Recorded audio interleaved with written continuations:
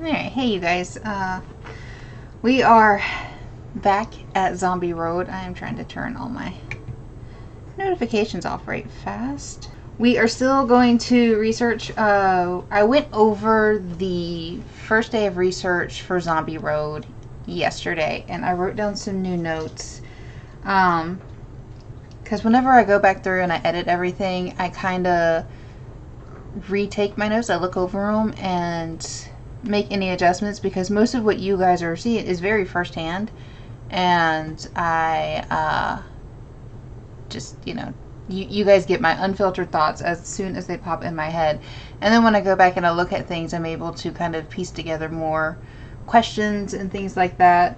On day one, we did a lot of looking at the shadow people photos that were taken and trying to figure out exactly if they are, how are they faked, are they real. If you looked at them on screen with me, you saw that there wasn't really anything there at first that you were looking at. Like, they had to lighten up the images a lot, and it just gave me questions about how they do that. For me, when I was looking over them a second time by myself, some of the shadow people were a little bit more noticeable on my screen at the second playthrough or look back than they were initially, and I don't know if it was necessarily my eye just knowing where to look, or if it was, because I'm looking at essentially a screen of a screen, and that could be lightened up more, or if it's just simply because, it's just easier to see that way. But I do still have the same questions and a few more regarding those images. And let's see, on the photos when they brighten them, like, one of the things I would love to know, do they actually, how you can go in and crop around your pixels and things like that to select an image? I'm curious to know, when they lightened them, if they actually did that to not lighten the shadow people anymore, because other shadows were actually lightened in the process, to make it easier. So I want to know how much editing they actually do on something like that, or if we took that original image, and maybe this is something I'll play around with on my own. If we took that original image, could we lighten it? And actually, now I really want to know, right? So this is lightened as much as it does allow on my system, or my software. Again, I use paint.net on this one. And yeah, it's more noticeable.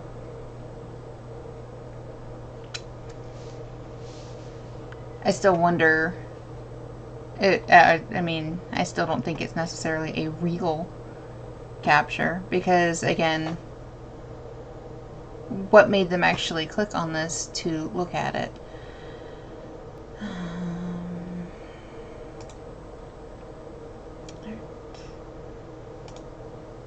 Because here it is at its original quality.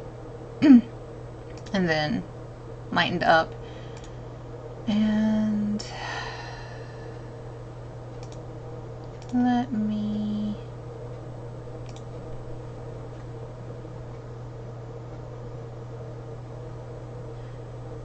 And looking at their lightened one, I can't pull up both screens, unfortunately, for you guys at the same time. But looking at their original lightened one compared to mine, which I just clicked away from, there's still more on theirs where they did more manipulation. Like, you can kind of tell. And maybe they did, like, contrast or something. I can play around with it more.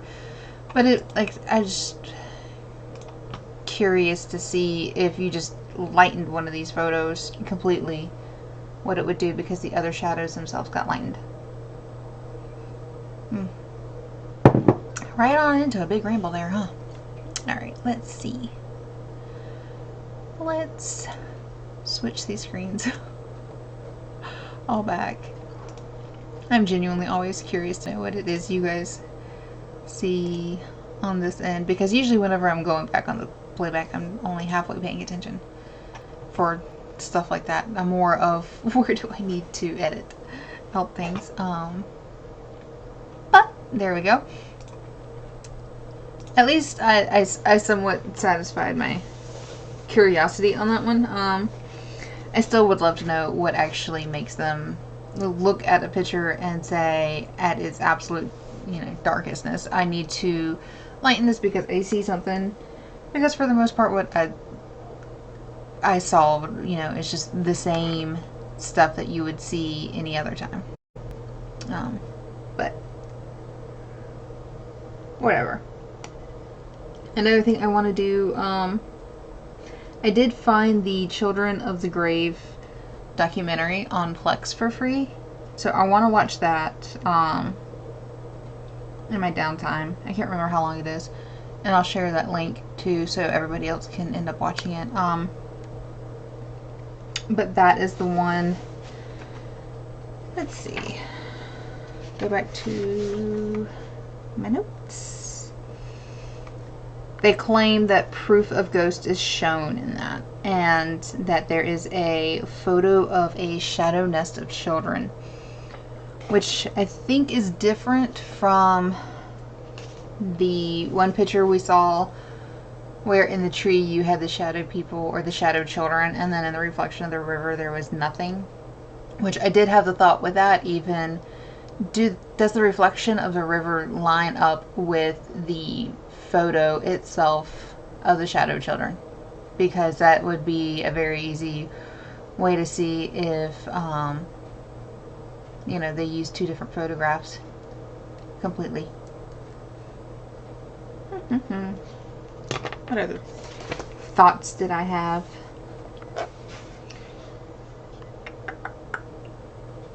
Let's see. Oh, I did want to see, there was a YouTube video. Not video. There's a YouTube video I need to watch, but there was a Facebook post that had a death certificate. And I'm curious to know if that was Della. Let's see. I'll pull up a new window here. Sweet.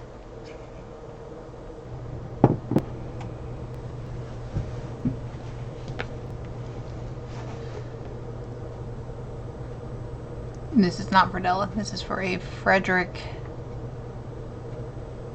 Oh, lordy. These are some scribbles I am trying to de-scribble.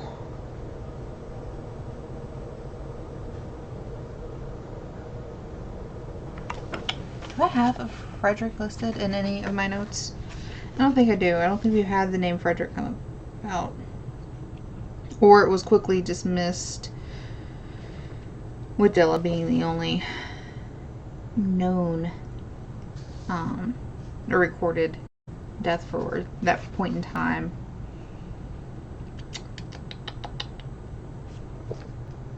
Alright. We did use findagrave.com to locate an article that had her, not really obituary, but just death talk, I guess. Like, it explained what happened in her accident. Alright. Clear out my windows. Alright, we got fresh tabs.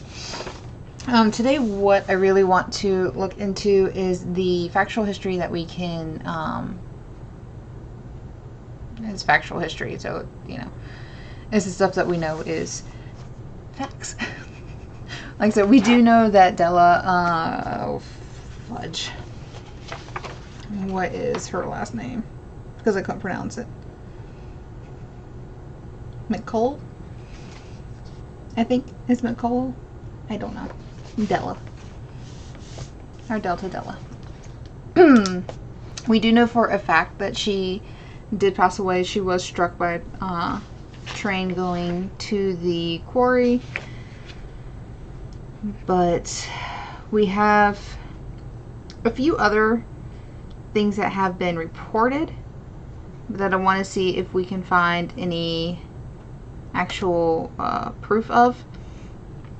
We have a 1970s train accident involving 2 teens where the residents searched for the body parts in the 70s. In the 90s, a mother and a 5-year-old child were in a train accident. The mother pushed the child out of the way, but she did not get out of the way in time. We have in the 60s, there was 2 teens and one fell to his death and his face and scalp got caught in a tree and ripped off. So I want to look for all of those. There's supposedly a nearby orphanage in 1913 that Native American orphans were sent to and tortured. There's another one too,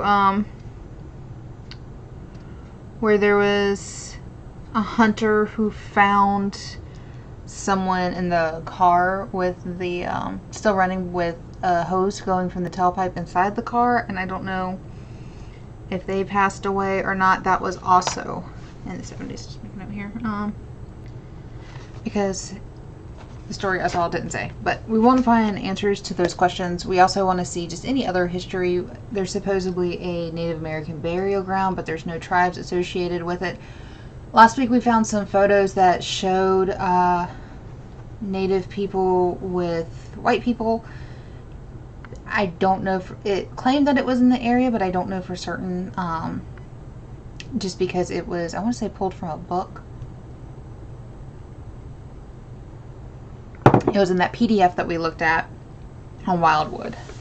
The caffeine is kicking into my brain and helping me remember all the things I need to remember, because Lord knows I never remember things. But let's see. I am hoping to finish up the research on this today. At the very least, the research that I'm going to do on camera, so that way I can start writing out the written for this and get it and the wrap-up recorded and everything online soon. I'm kind of staggering my uploads on YouTube right now though, so not staggering in the sense of random days. I'm still trying to get them up on Fridays at noon Eastern.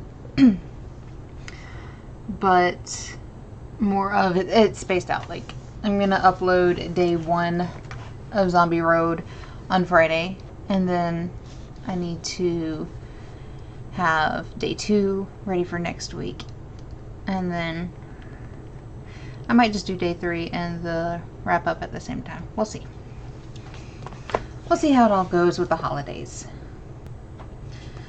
So we have the names of this location, or the town, are Wildwood, Ellisville, Glencoe, and it is in the St. Louis County. So we've got a few names that we're gonna have to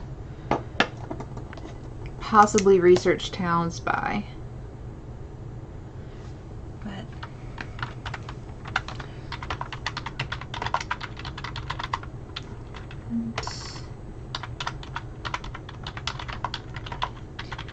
teens, Wildwood,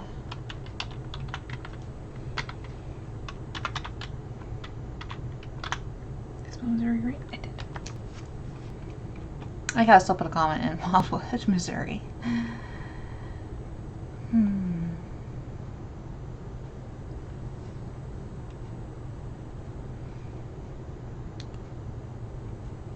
Let's see.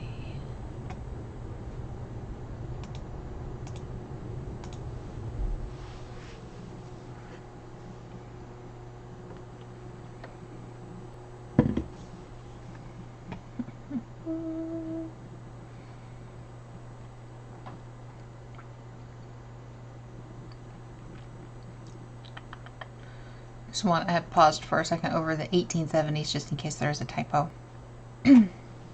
As they are known to happen. But these just might be large trains, like more nationwide. Not, because I want to say these were still based off the quarry. I'm not entirely sure.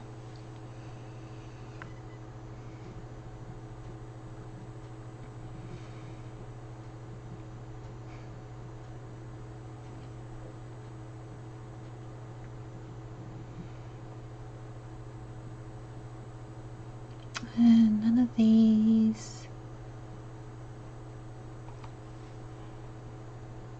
Oh, excuse me. Are in the correct place. Alright, and I guess one way to find out would be see if Della's on here, because she, yeah. Della's isn't even listed because she died in 1876, so I think this is,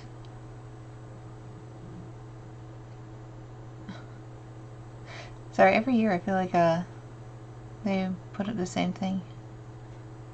Okay, just the most serious ones.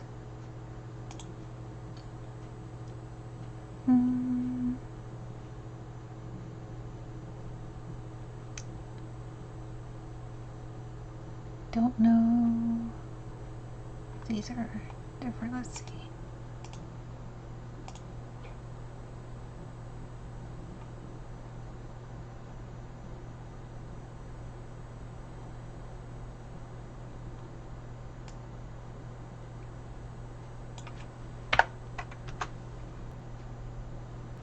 Aha.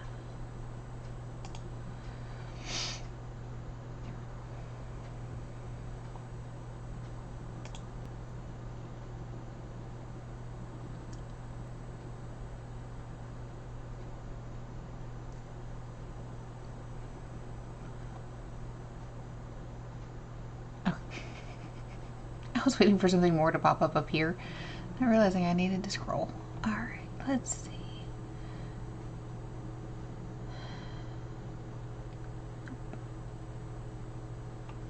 Nope. Nope.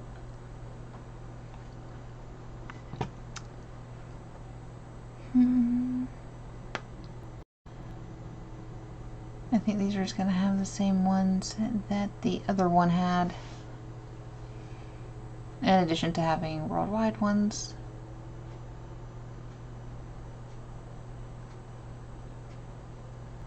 Let's see. Trying to find if there's supposedly train incidents for Zombie Road where people died. I'm trying to see if there's actually anything recorded for it.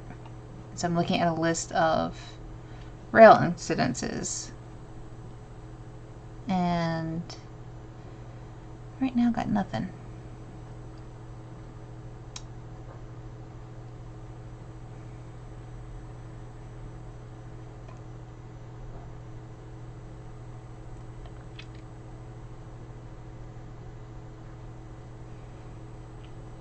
Some of these are really gnarly sounding.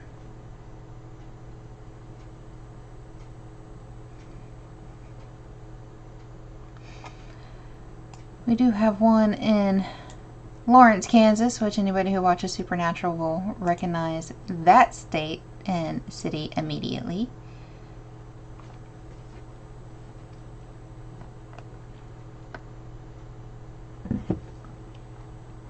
Alright. So nothing there.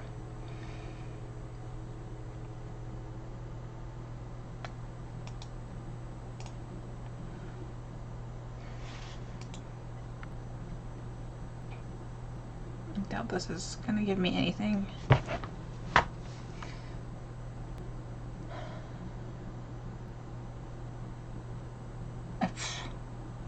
Yeah, okay. Nope. This goes along with the what I mentioned in day one of don't play on railroad tracks, because you never know when they are not safe to be on. In that case, yeah, not safe.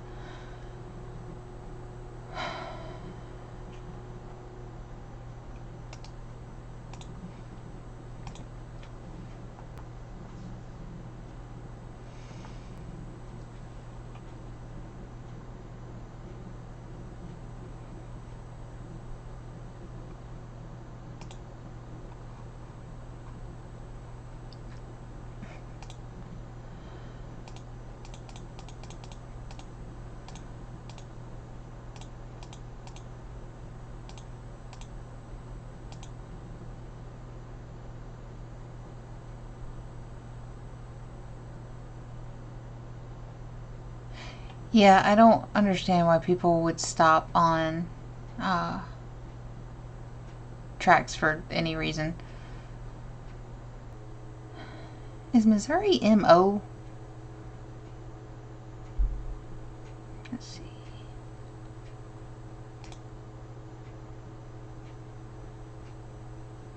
Never really quite sure on a lot of these.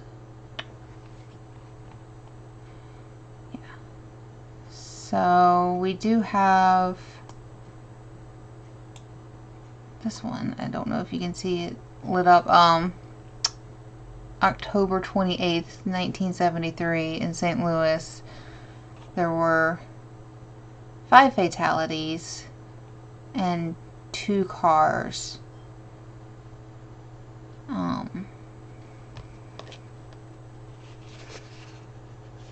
And I apologize if I sneeze. My nose is tickling all of a sudden. Let's see. Nope. So. Oh Lord, I done lost it. All right.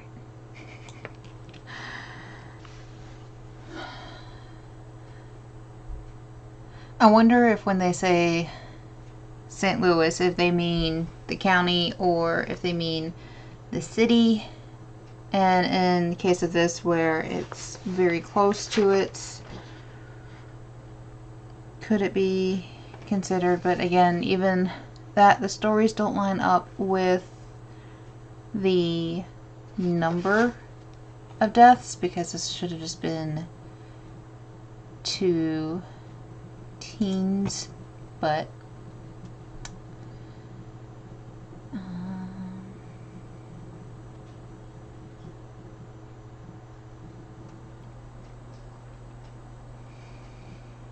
we always get those like weird links that pop up in the searches.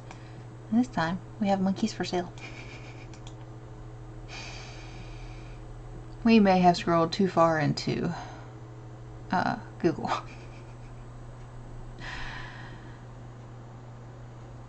Alright.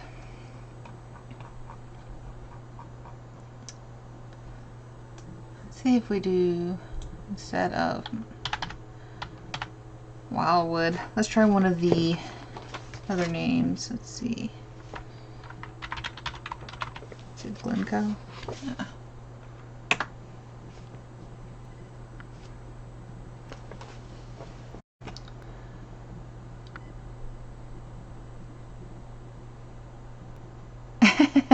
Bad things do happen when you scroll too far in Google.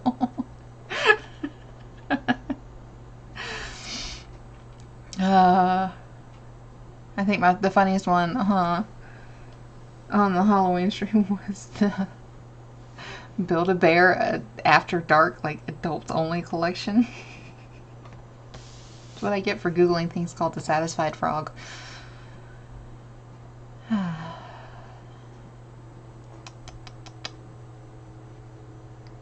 Basically, this same.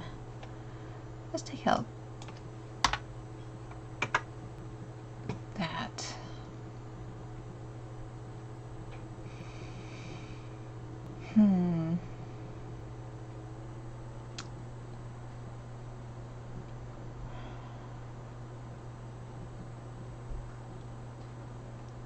Well, that somehow didn't help any. Yep.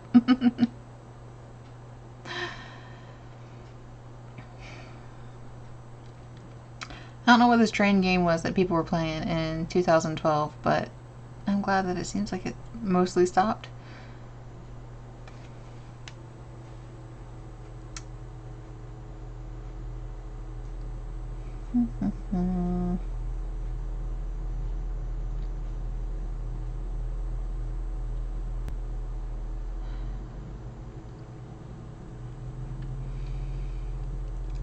Guessing if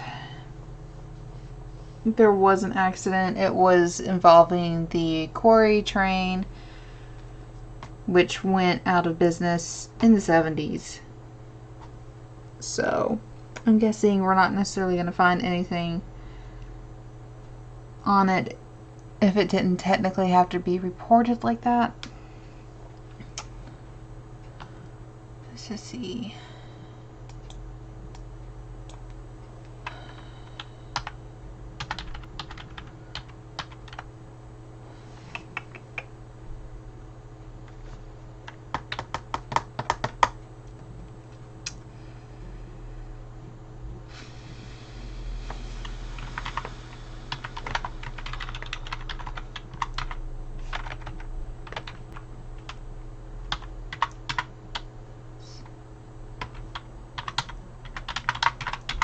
Teenagers.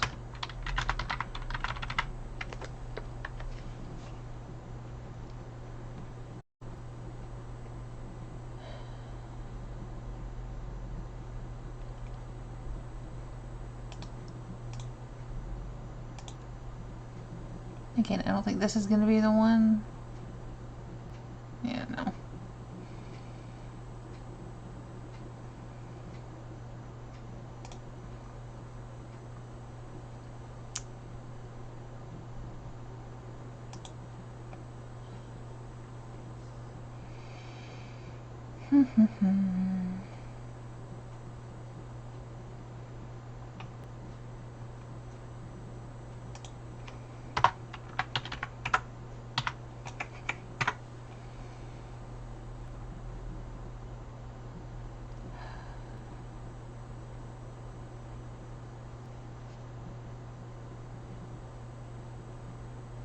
I think, unfortunately, this is just gonna have like not much more help. It's just gonna have more recent things.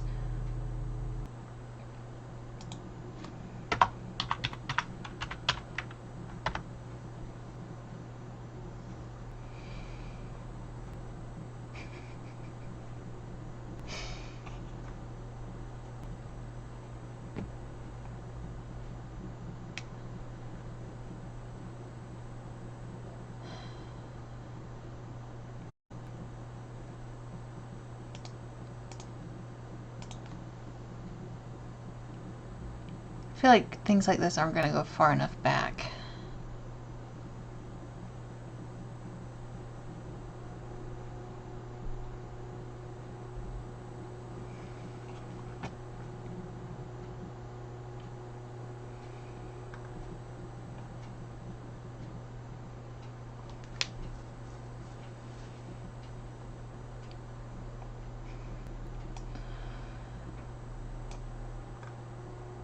I guess you've got to be signed in for it. Let's see.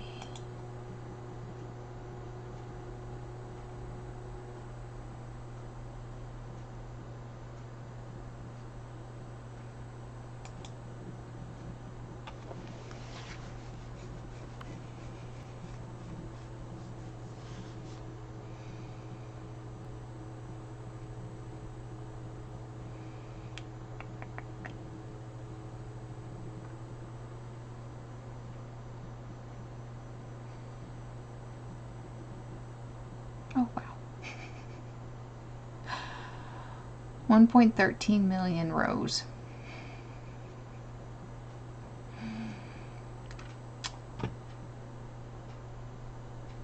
So this may be worth looking, but I'm not gonna slow down everything right now, I don't think.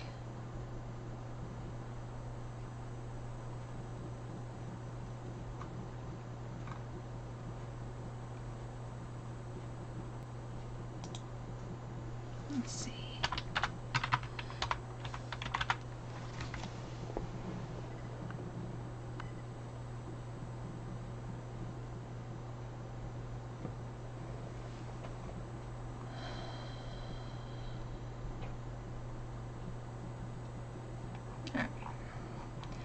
This is a look at this when I'm not streaming, so that way I can make sure I can pull things up easier and not freeze everything.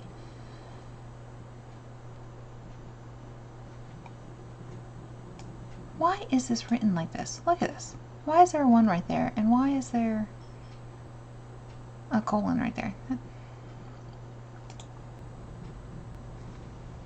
Alright. This was 1965.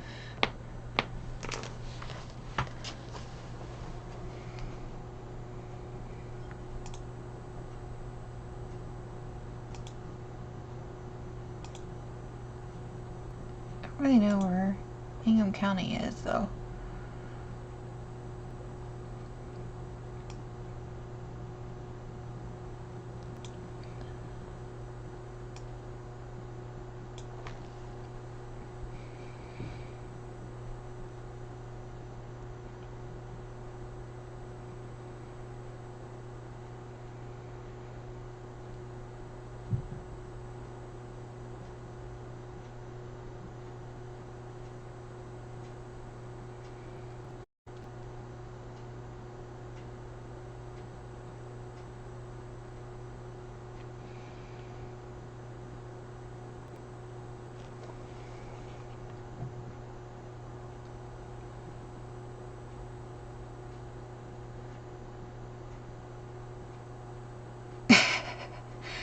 For real, they definitely, like, I could see why they would call this Zombie Road if there was a lot of train accidents and people getting all trainified.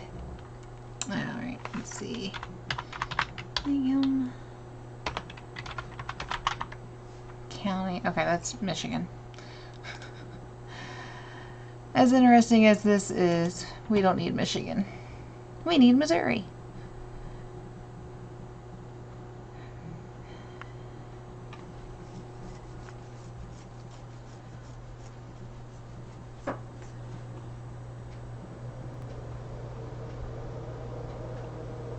These all seem to be pretty much the same. What if I take out Wildwood and put in St. Louis?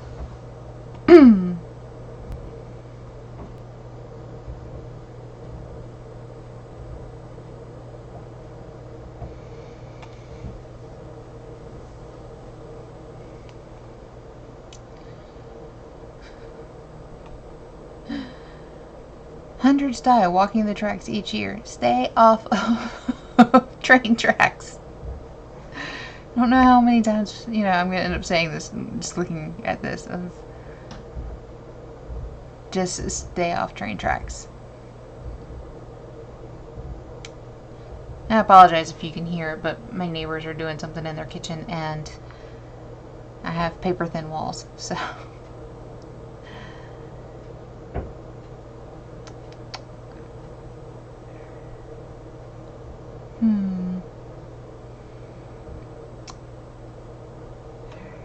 I'm going to try a new tactic, and we're going to look up the quarry.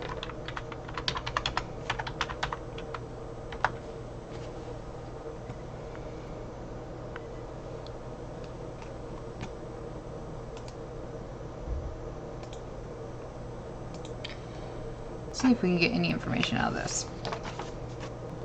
I mean, I doubt they're gonna put anything on here about their accidents that have supposedly taken people out, but we'll see.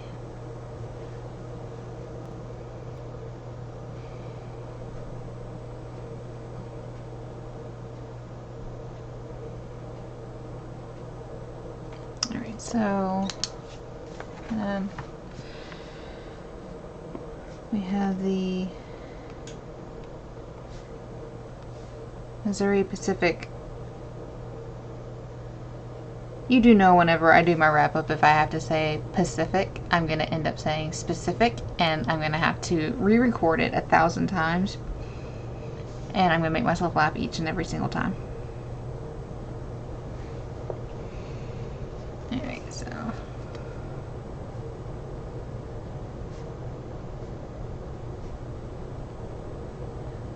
they came around in 1831.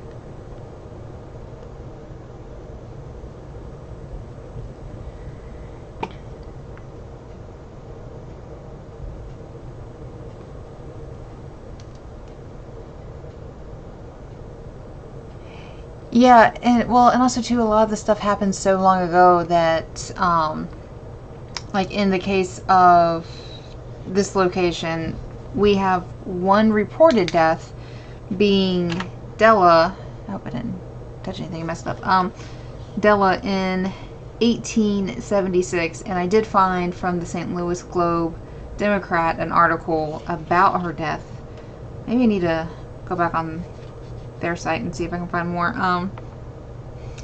But then there's supposedly other deaths, but it's always so fun whenever you have a bunch of stories and literally I have time frames, including one where, a mother and her 5-year-old had a train accident in the 90s. Well, could we not be a little bit more specific about what year it was? It was the 90s. It was a long time ago, but it wasn't that long ago, 30 years. So I feel like we should have a little bit more for that. And everything else is like the 60s and the 70s. And again, I feel like we should be able to easily find that information.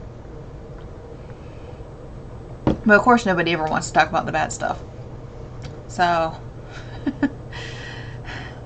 this is nice for a history to learn more about the company that was there and for the quarry and everything. But it's also how much help does it do when they don't want to say, oh yeah, in 1876 we squished a lady.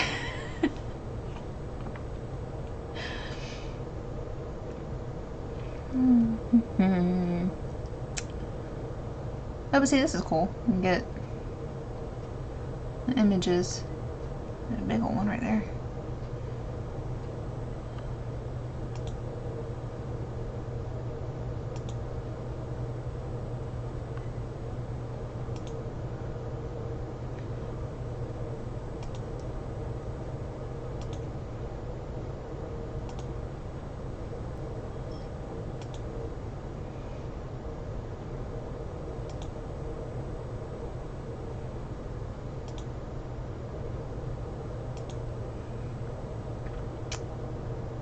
I saw this picture. Let's go around. I want to say it was in a PDF that I was looking at. Found the ghost right there. Found the ghost. Spotted him.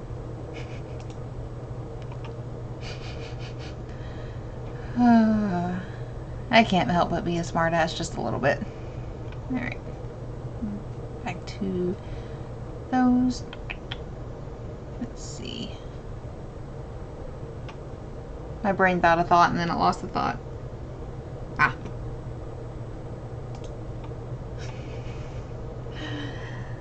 Let's see, the St. Louis Globe.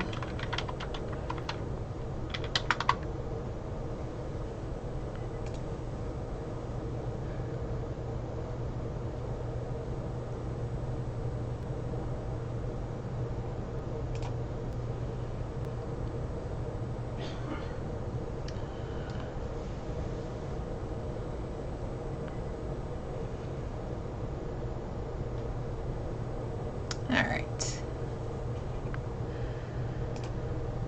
Let's see here. It closed up. Okay, apparently. This isn't going to be helpful either because they were gone before any of this stuff happened.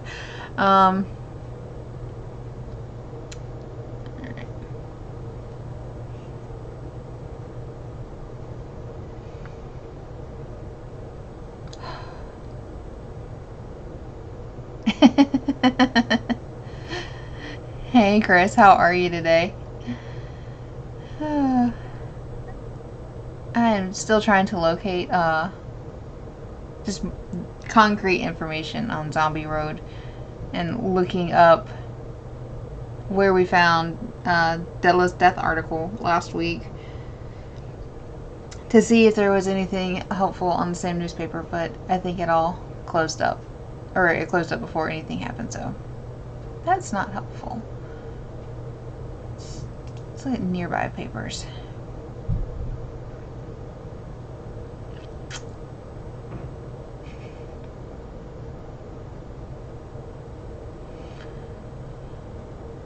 Well, that's a lot. I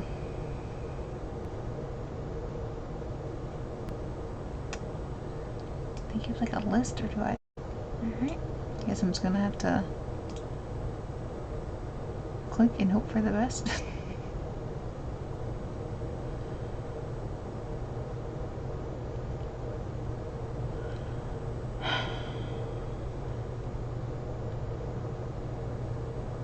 Let's try the Sunday Herald. That sounds like it should be a nice legitimate source for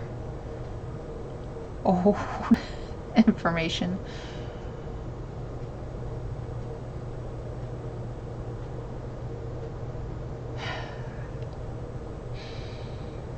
Or not. Alright. That'll take forever.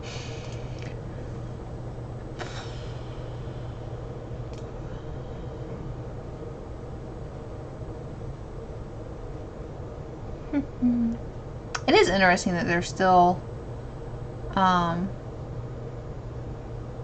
lot of stone companies in the area.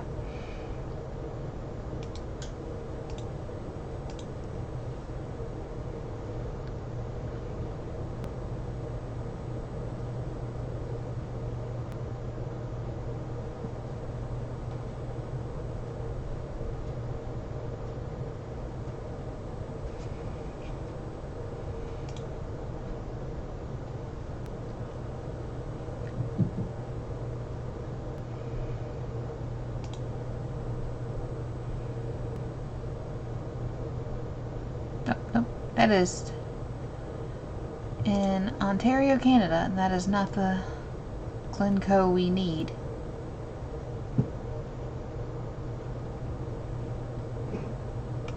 I think I looked at this one before, but I don't remember for sure.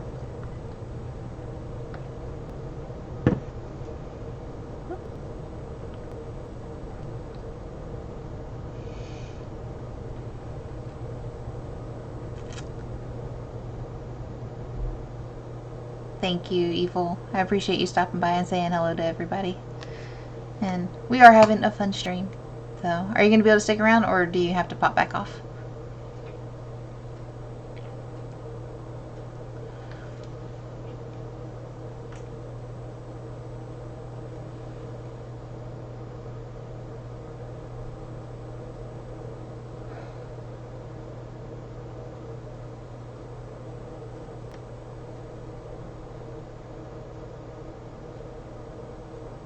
Okay, we'll talk later. You have a good evening.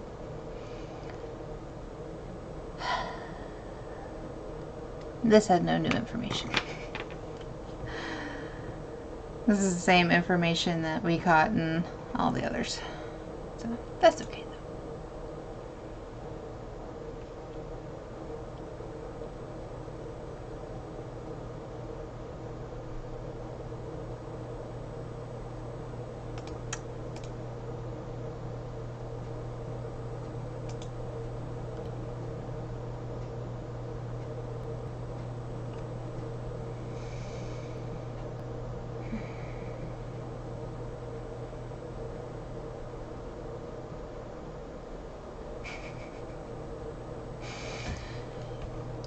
So, we went from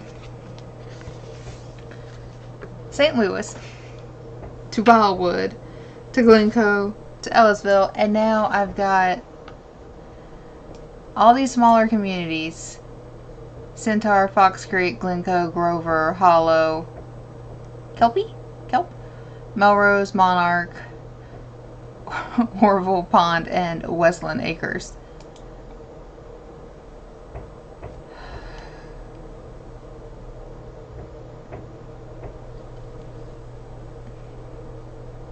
My neighbors are tapping away next door.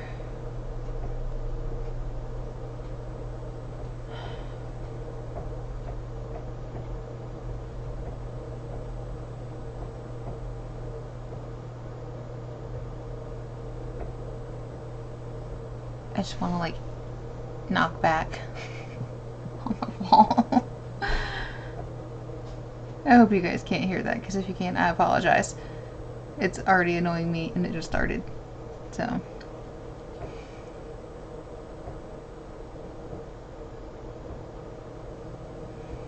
I think they have a little kid though, so they might be playing. But I'm completely distracted. I'm not reading any of this. All I am hearing is tapping, and it's making my brain tap.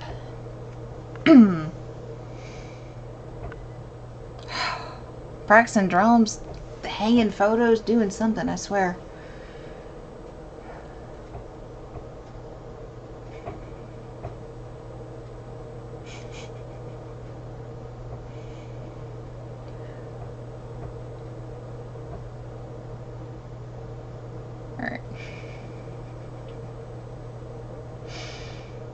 Alright, I'm glad that you can't really hear it knock back and yell like a ghost. Yeah, that's actually really tempting.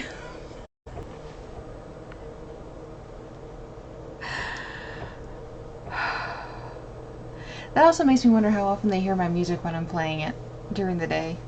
I don't really like play it that loudly, but you never know.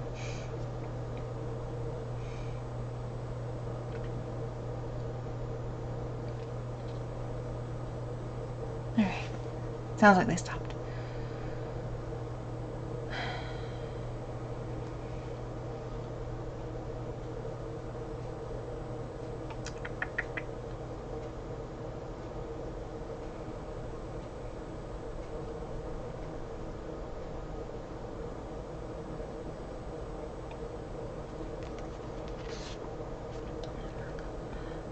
Let's see.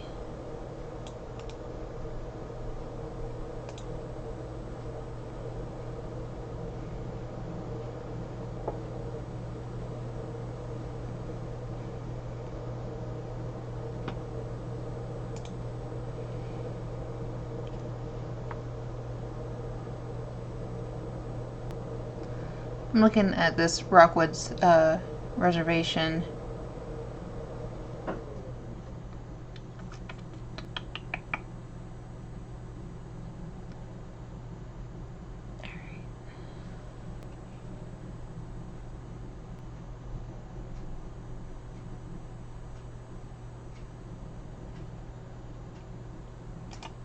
Let's see what clicking on the map does. I don't think it's like a Native American reservation. I think it's just like a reserve.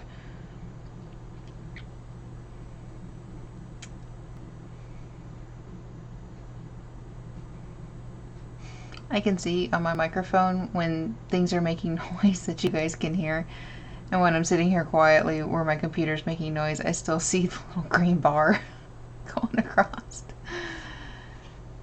Did I actually open it, or did it just download it or something? There we go. Alright.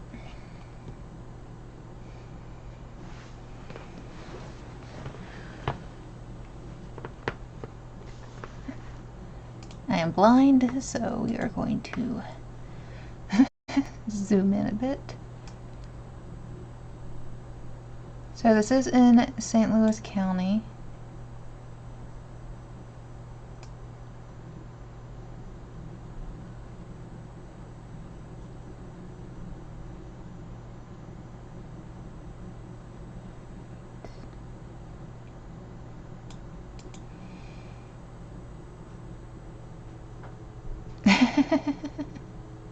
It does feel like they're trying to use the Wi-Fi router as a hammer. Okay, let's see. I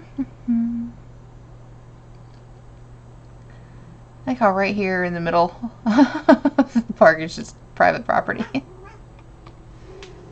Hey, buddy.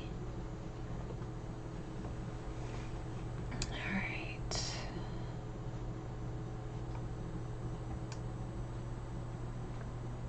I'll say this is interesting.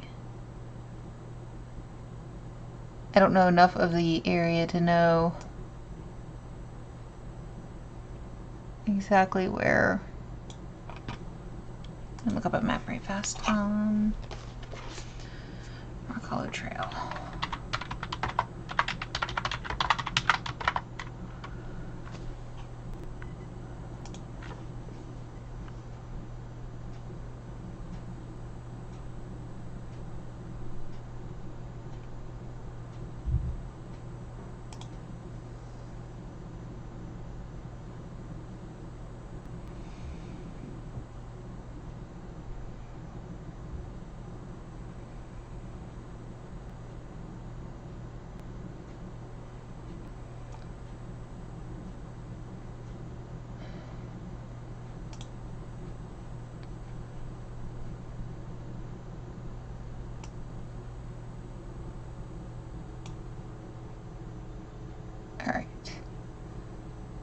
So we have the Hamilton car trail, like right here it looks like, Rocky Ridge Trail. So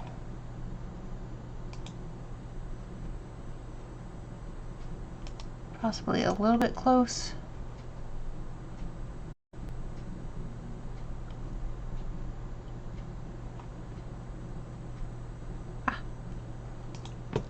Trail map. What I was looking for originally. Alright. I think this is like the whole thing. It is.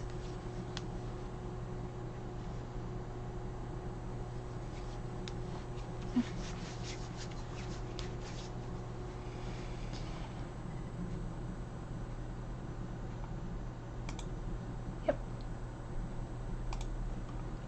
So right here is the Rockwood Reservation. And then we have Rock Hollow Trail right here. So they're not far away from each other. And I was just curious, since it said reservation, I was actually hoping it would be Native American reservation and not just more of a reserve. But at least I know they are somewhat close to each other. And when I look or watch the documentary, I'm going to try and keep track of where all they're going. Are they just going along Zombie Road, or are they going all through the area? Because that would make a huge difference in what they're finding and stuff.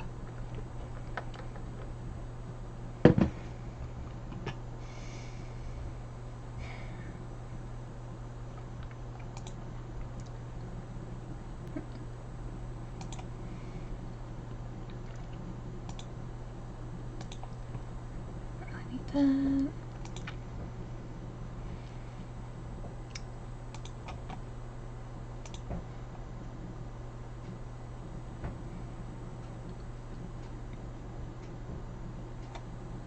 Wait, that's not. This is where I was before. Because, yeah. I just saw this picture and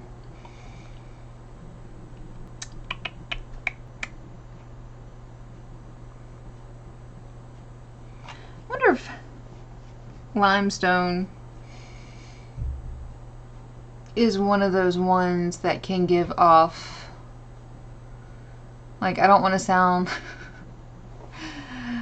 like one of the woo crystals people, but in general, like, if I took a EMF reader and held it up to a limestone, like a big chunk of limestone, if it would in any way give off any kind of readings.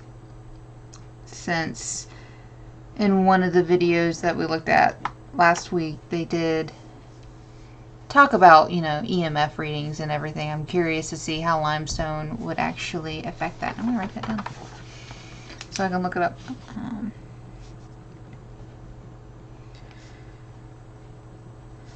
Because there's a fucking rock quarry right there. Not qualities, quantities.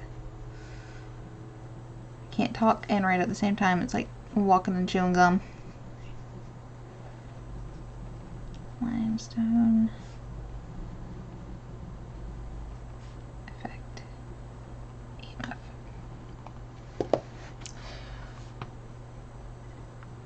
I guess I can look that up.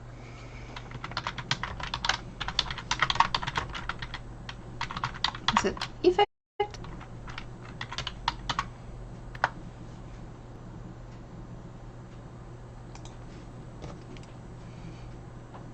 Google corrected me. That's very nice.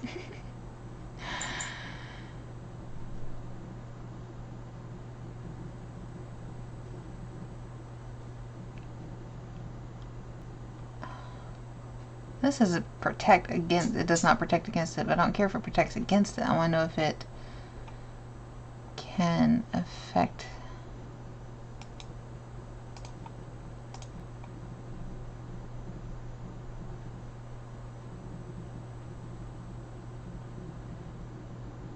Because, I mean, it's being around a whole bunch of limestone, kind of, with an EMF reader, kind of like being in a house with old wiring.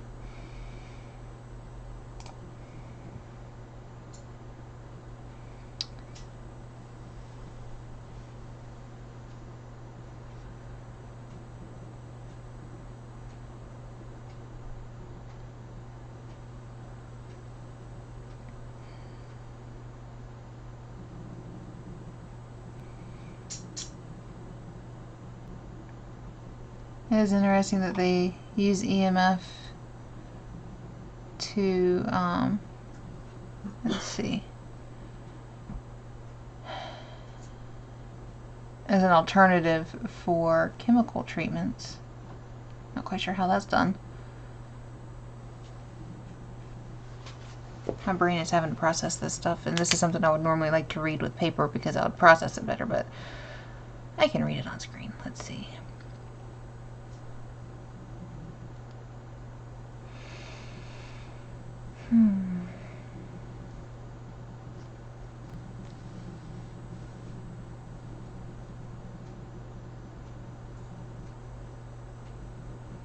This is for water treatment.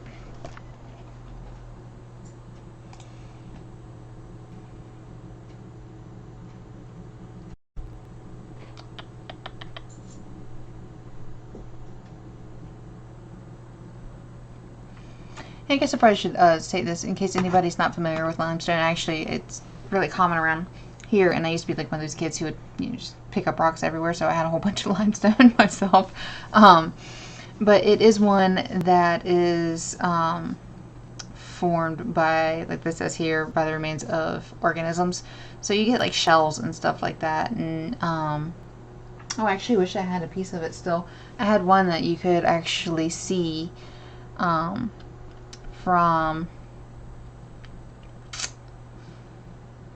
like a snail shell that had been in there a long time ago.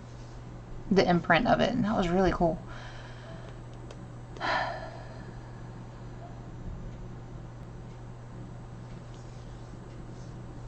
Alright, limestone is not magnetic, and it does not possess magnetic properties and cannot be attracted to a magnet. So, not that there's any report of this, but it wouldn't mess with like compasses or anything like that. But that doesn't say it doesn't necessarily mess with EMF, right? Because even though it's electromagnetic fields, I don't know if that would be any different. Let's see.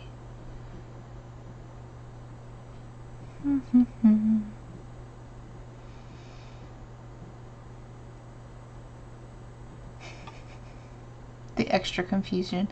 It is known for its unique properties, including its magnetic characteristics.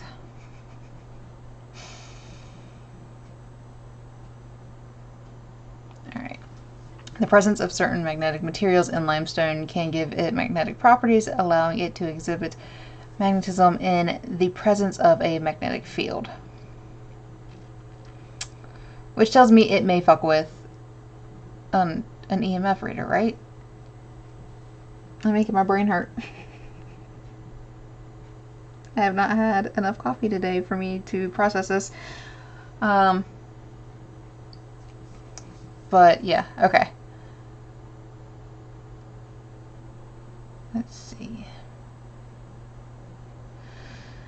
Magnetism of rocks, including limestone, is influenced by the Earth's magnetic field. Certain minerals, such as magnetite, which is a, I think, ferromagnetic mineral, can contribute to magnetic properties of rocks. The presence of these minerals in limestone can result in magnetic anomalies, which can be detected and studied using rock magnetism techniques.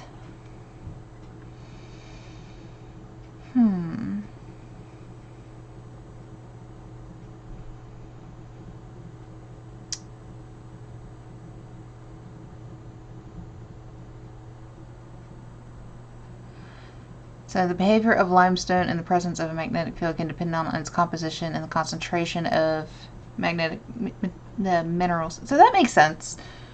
If you're a rock that's basically formed by other things,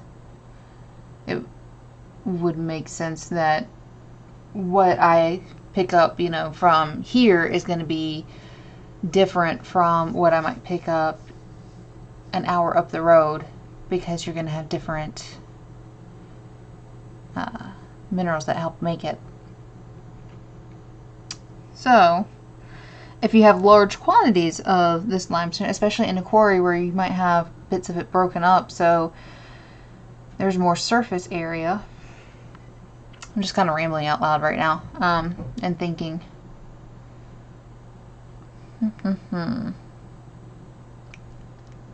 I'm thinking I need to go back to school for more science stuff.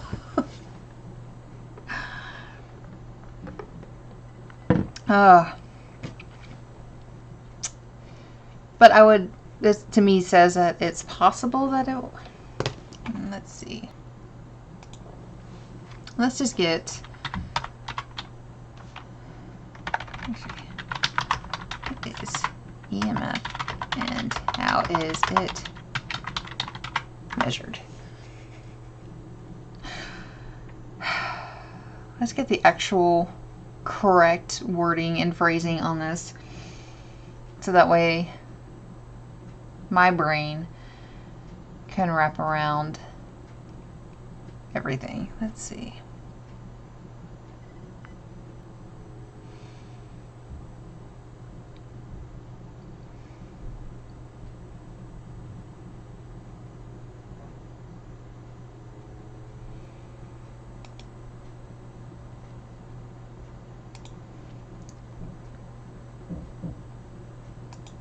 Try to do something a little bit better than just Wikipedia here.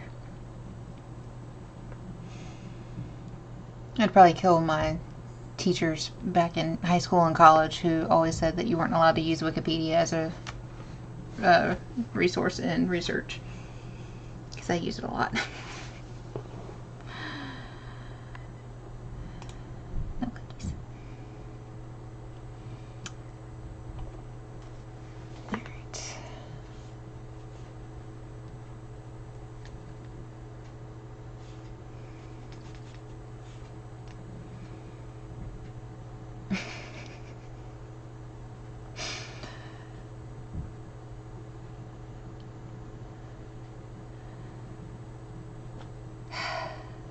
There's no correct or best meter. The best meter to use depends on the purpose it's being used for. Alright.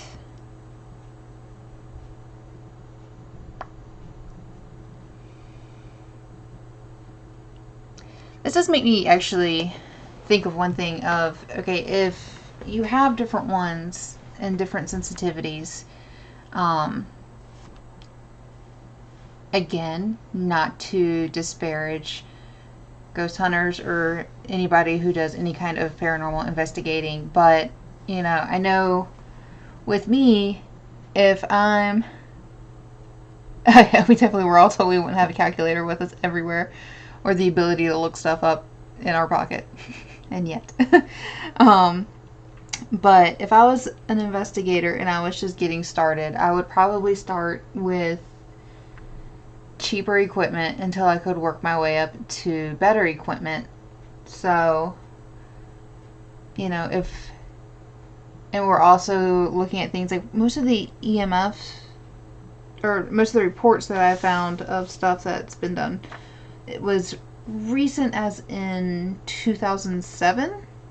Recent, not, even 2017. So it's been almost 20 years, 15 years since these things were done, and technology would change and get better, as we're talking about with the cell phones and everything that we have in our pocket now. So, and is there a difference between a magnetic field and a electric magnetic field?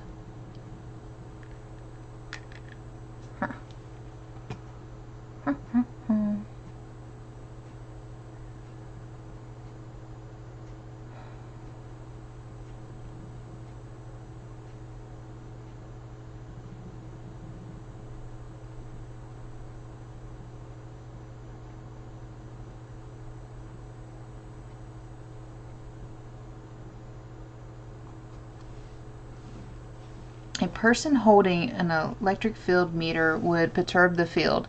To measure the unperturbed field, the meter is usually held at the end of a long non-conductive horizontal rod or vertical tripod. This can reduce I'm gonna laugh saying this one. Perturbation? I'm not even gonna dwell on it. To acceptable level.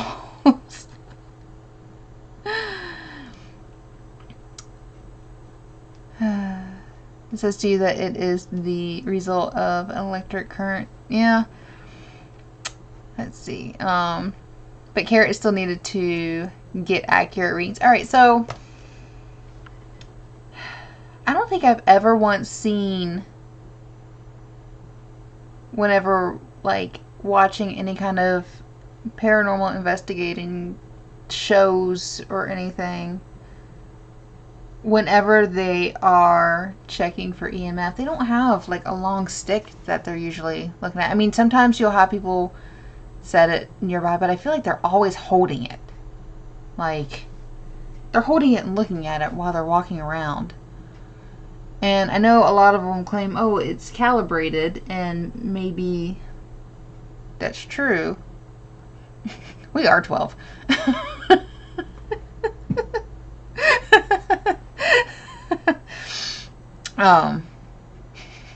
So it honestly just made me think of when I saw Dr. Butts in one of my books while I was recording. I giggled over it. Dr. Butts will never go away. I'm gonna have to do a whole research on him since he's a ghost, just because of the name. Let's see. I can't do that. I would laugh way too hard. I can't. It'd be funny though. But I never see them actually hold the reader further away.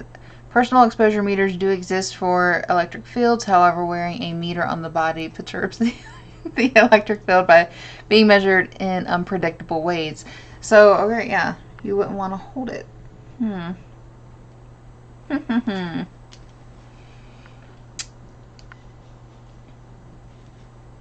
feel like now we're... I think the base answer to my question on the limestone one is, I bet you it probably some instances will give off readings. Again, especially if it is what I'll get around to Dr. Butts even. In fact, you know what? I'm actually going, while I'm right here, right now. Let's see. We're going to do South Dakota after this one for Amanda. She sent me a really cool video off of TikTok that talked about a location. So, let's see. Let's see.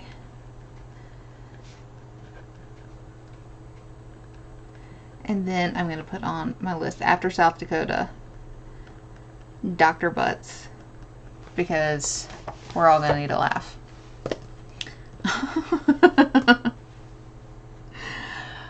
I lost my train of thought. All right. Oh, gosh.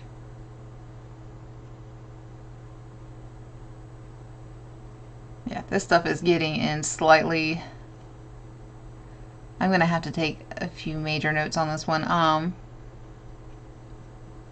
And seeing how it's done both on the science side of how they use EMF readers and the non-science side, the ghost side, the paranormal side, to see how they're all done. Because if I just buy an EMF reader off of like Amazon because I want to see if there's ghost in an area, how accurate is it?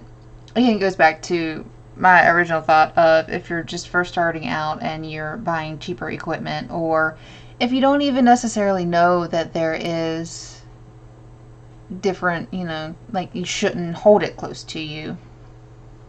I have a lot of questions. A lot more questions than I have answers, so. But let's just say, in my list of notes for coming back, how does reading EMF differ between science use and ghost hunting? I'm just thinking about what this whole thing too, again, with Supernatural. I mentioned it earlier, but in, was it season 1, where they, Dean shows Sam his homemade EMF reader from a busted Walkman.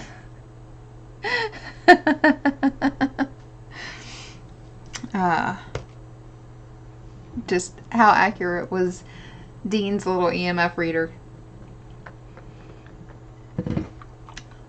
But we all know that was definitely for TV, right?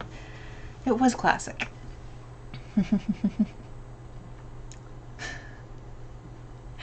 It's not so much that I'm silly as it is my brain just jumps around from topic to topic and thought to thought very, very quickly. And I am trying very hard to focus.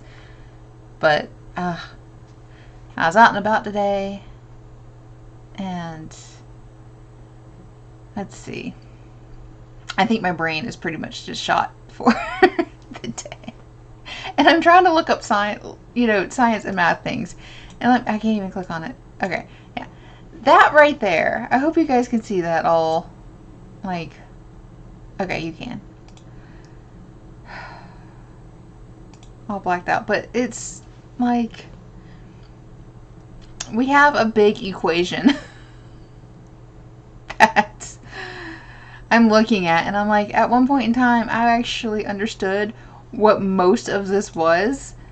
And now I'm like, oh, okay, I recognize A and B and V. So this is all stuff that I'm going to have to sit down when I am, yes, it is like hieroglyphics. It's something I would have to look at when I am very focused.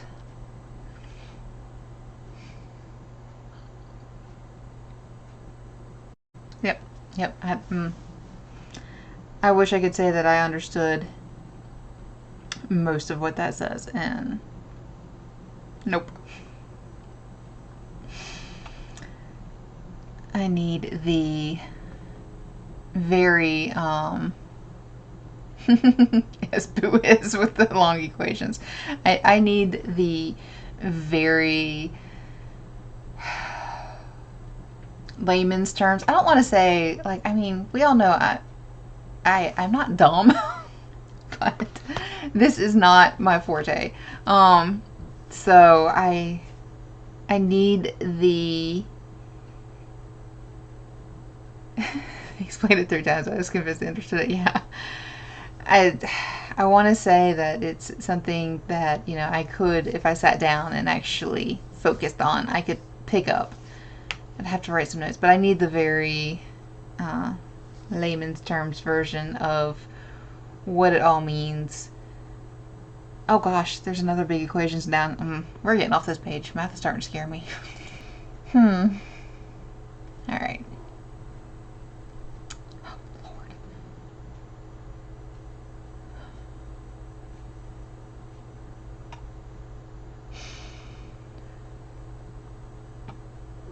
Do these lines on either side of the E mean something?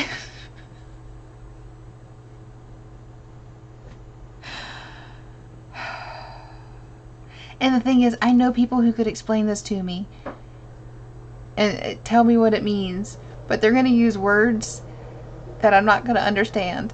And so then they're going to have to explain those words more.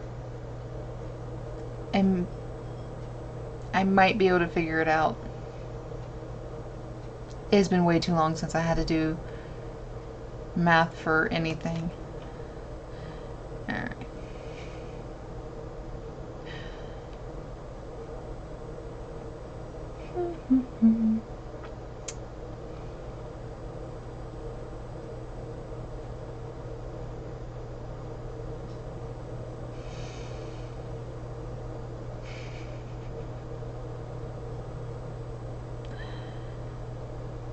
The electromagnetic fields can be generated by AC or DC currents, so they jam hard.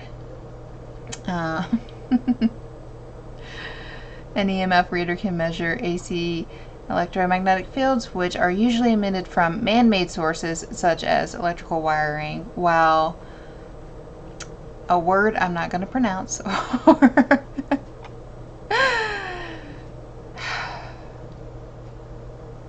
magnetometers. So we're going X-Men.